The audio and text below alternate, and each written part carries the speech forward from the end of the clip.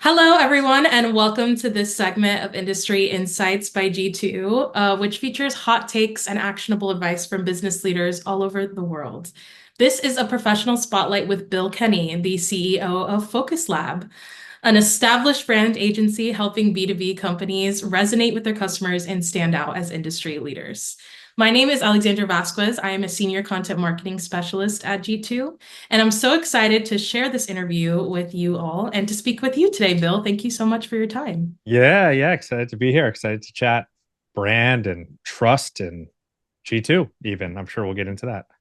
Amazing. Perfect. So, yeah, like Bill said, today we're going to be discussing quite a bit. We're going to talk about his journey to leading Focus Lab, how trust impacts B2B branding, and what the future of transparency looks like with the rise of AI. But before we get all into that stuff, I'd love to start with a couple icebreaker questions, if you're game. What is your favorite beverage? My current favorite beverage. This is not even going to sound all that interesting, quite honestly, but my preface is I'm not a coffee drinker, but I'm slowly becoming a version of one. So my new favorite is just a simple iced decaf Americano, to be very specific.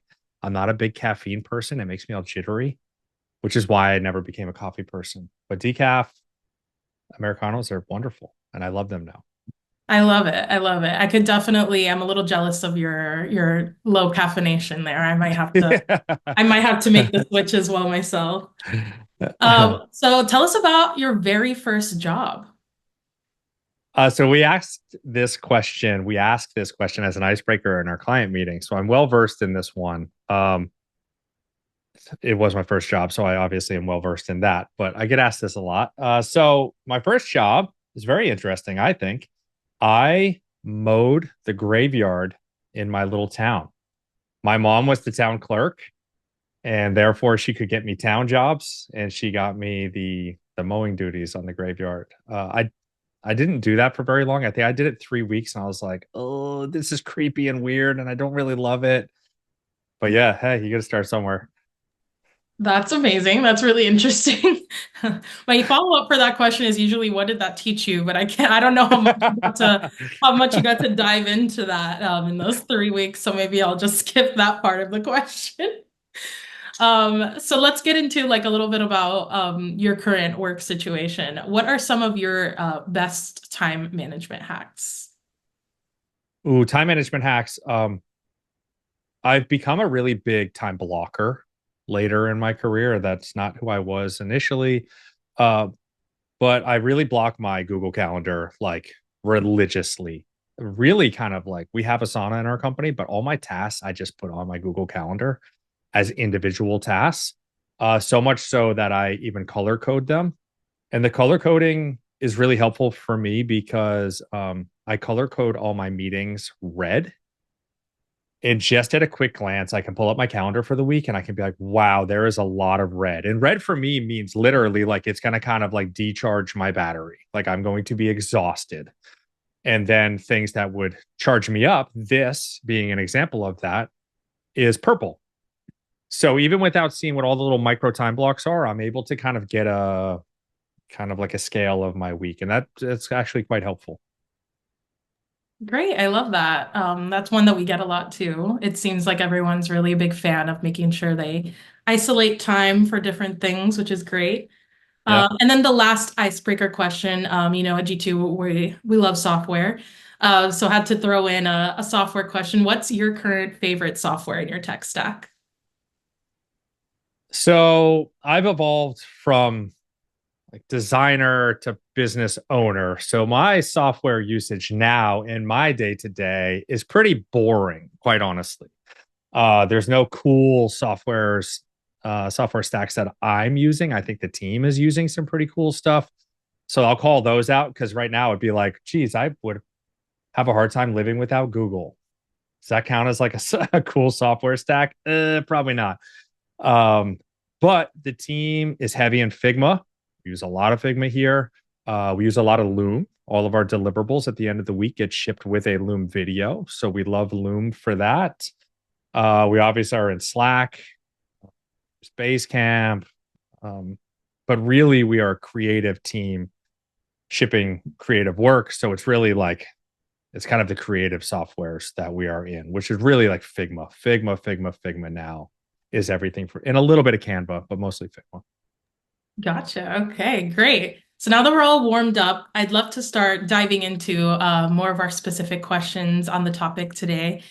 But I guess before we get too specific, I would love to talk a little bit more about you and your journey to where you are. So, like I mentioned, you lead Focus Lab, an established Mhm. agency whose main goal is to really help B2B companies stand out.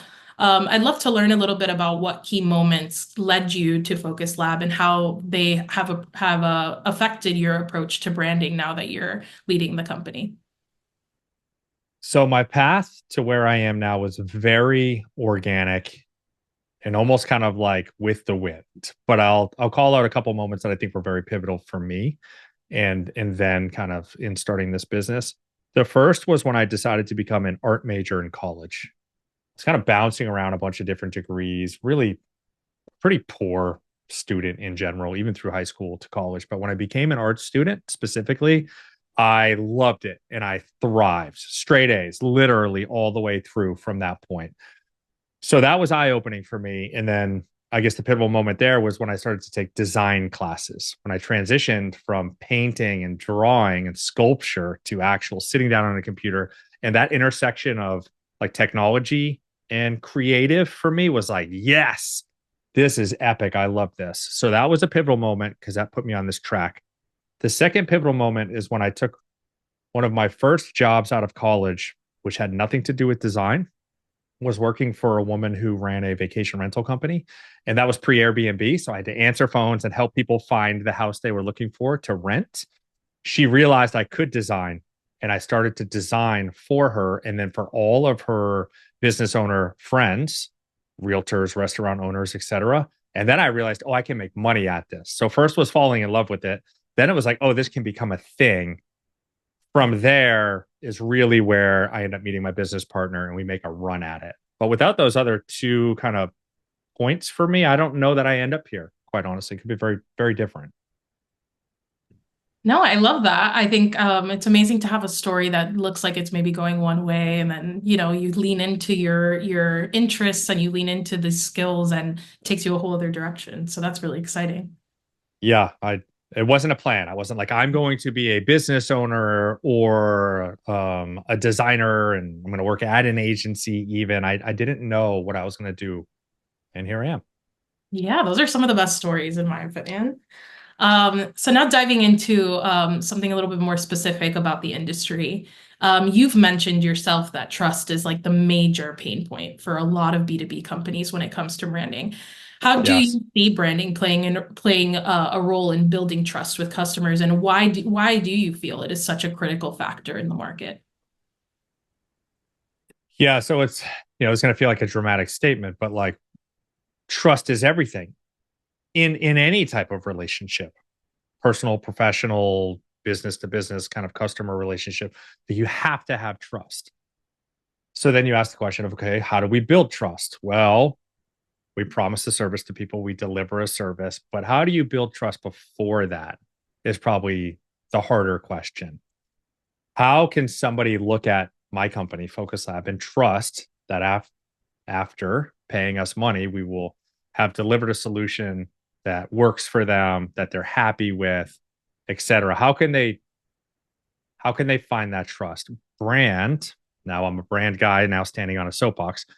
Brand is how you begin to build that trust, meaning they would look at my company and would say, oh, we can see what their values are. We can see what they stand for. Does that match the things that they're saying and how they're speaking? Does it even match the way they look? Right. All these types of things are a brand building its perception.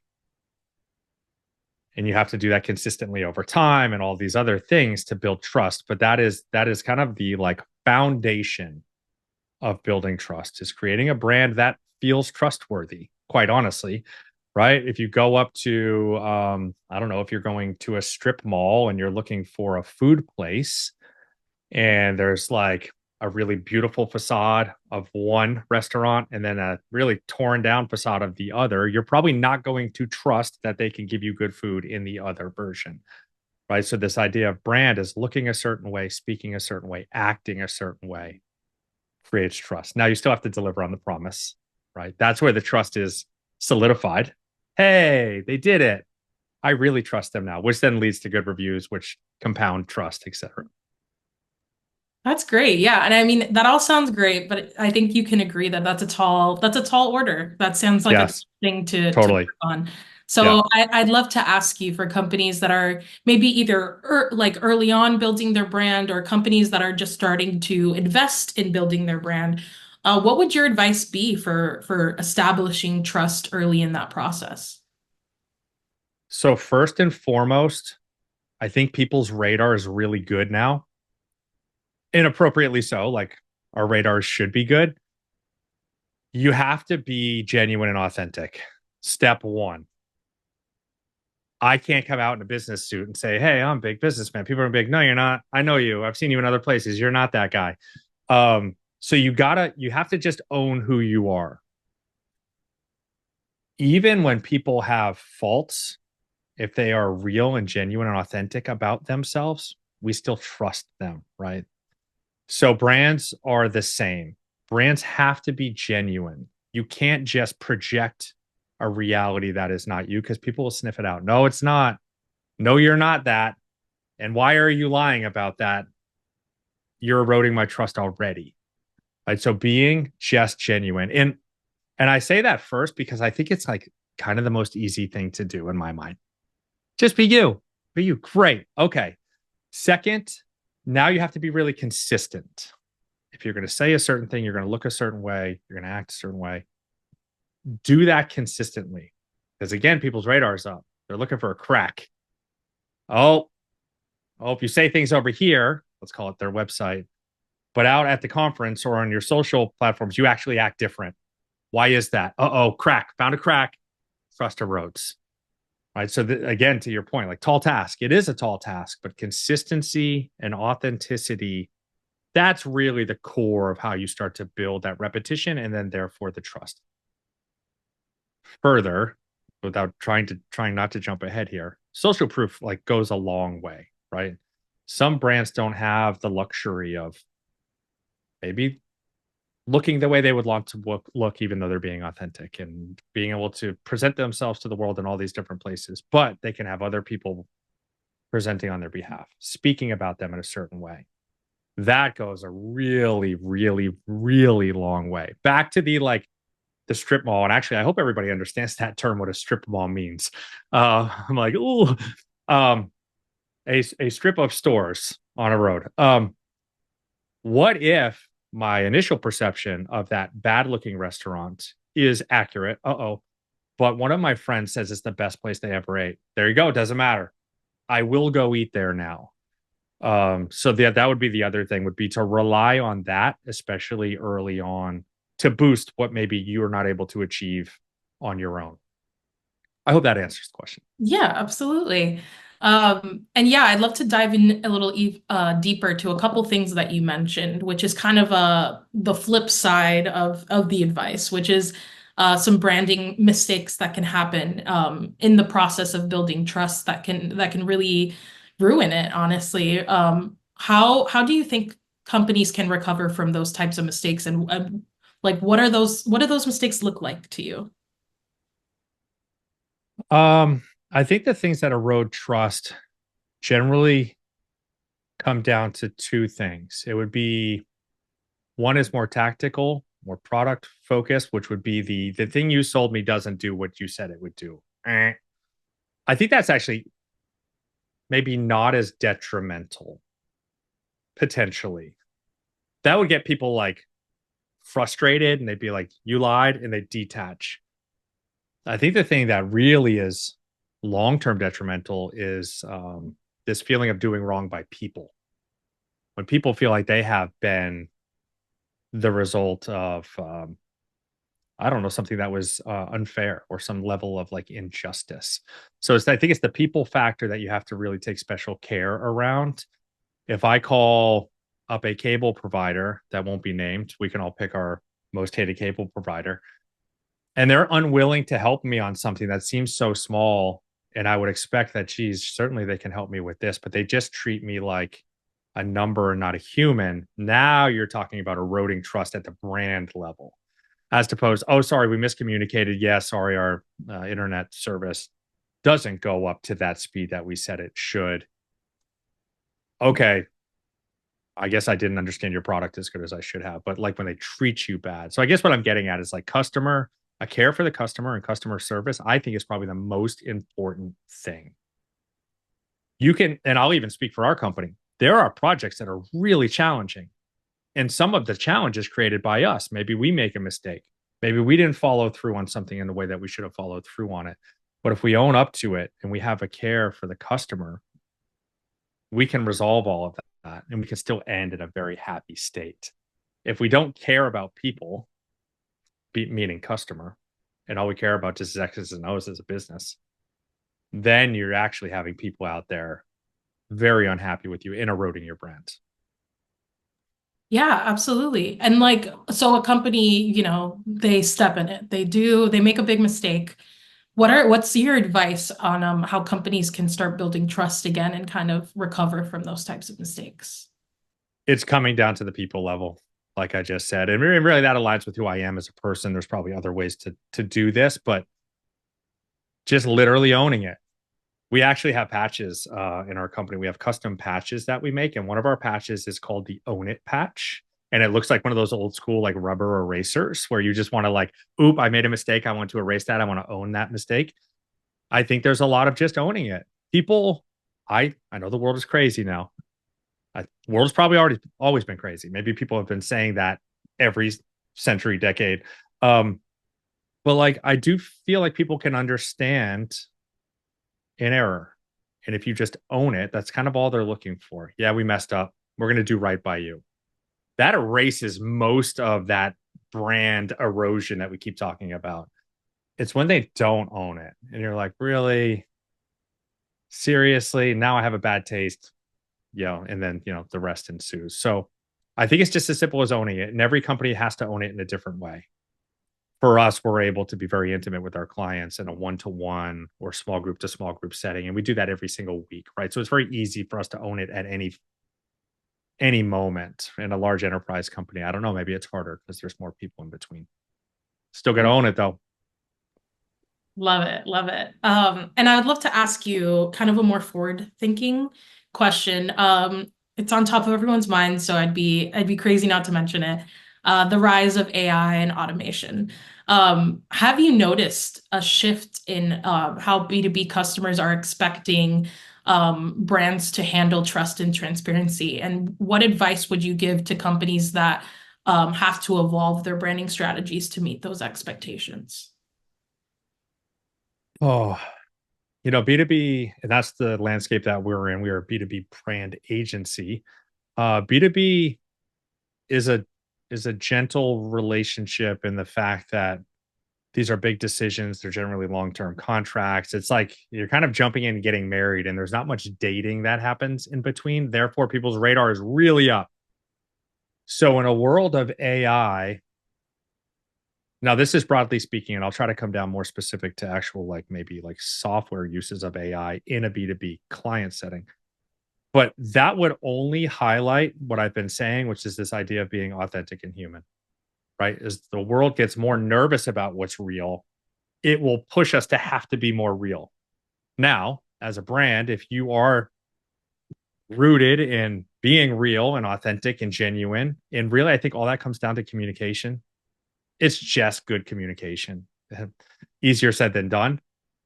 But like, that's what people will continue to align more to. Even when you think about content online now, and you're like, I don't know, is that just like auto generated? Even on LinkedIn, which I spend most of my time on LinkedIn, I can tell when the comments are literally just, it's not an AI bot responding back, but it is a person using AI to respond back to what I said. And it's very clear, right? So it's like, I don't engage with that. It's not real.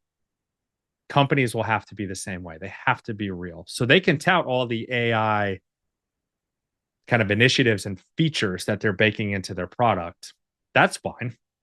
That's not necessarily scary, but they still need to put a human face forward. A lot of the clients we're working with, honestly, we're like, you got to put more people on your website. It can't just be buttons and widgets and features, right? It is still a people to people world. So I guess that's what I would say to that. AI will just kind of push the momentum and the need of having to be even more human. And honestly, I think that's a good thing. Yeah, I totally agree. I think finding that balance could be really fruitful for a lot of companies, Yes. especially if they're able to use it to be more efficient but not lose that human touch. I think that's like the perfect medium.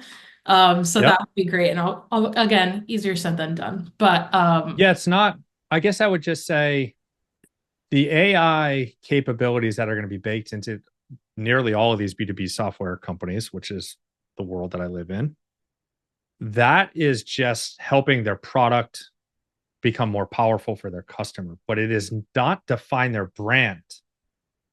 You know, those two things are different, and that's what people need to realize. The brand is how you show up in the world, what you care about. A solution and a service that you offer is like separate from that. It's actually downstream from that because the solutions can change and all that. But who you are should still remain the same. yeah, absolutely. So now transitioning over to our last question. Like I said, G2, all about software reviews. I Yes. wouldn't be doing my job if I didn't at least ask you about that a little bit. Yep. And you touched on it a little bit. I thought your example of the restaurant was a really good way to kind of paint a picture of that would help support this question. But to ask you more directly, how do you see customer reviews and testimonials supporting a brand's trust building efforts, and how can companies integrate reviews more into their overall branding strategies? No, I'm not just saying this because I'm here. And I'll prove that by the fact that there would have been no way for me to, before this interview, create a testimonials page on our website that has like 40 whatever testimonials on it, to have a YouTube channel that has, I don't know, 50 plus me just interviewing clients and having them talk about us, or have 24 G2 reviews at this point. So I've already believed in this. I'm not just saying this. I've been spending time to build this up years. I don't know that there's anything more powerful than a customer review. I think it's that simple. Like straight up. Like what's more powerful than that? We all shop on Amazon. 99%. Sometimes I still find people that refuse to shop on Amazon. My dad is one of them. Uh I digress. We go on to Amazon. I think I'm speaking largely for the 99%. We all look at the reviews. Every single product I go to buy, no matter how epic it looks or how they tout themselves, I'm still like fact checking with reviews. And I go by most recent. And if I can scroll the first, I don't know, 20 ish in a quick scroll and they're all high stars, okay, I feel pretty safe. Or if like the most recent five in a row or like 1 or 2 stars, oh, something ain't right. I'm bouncing. Doesn't align.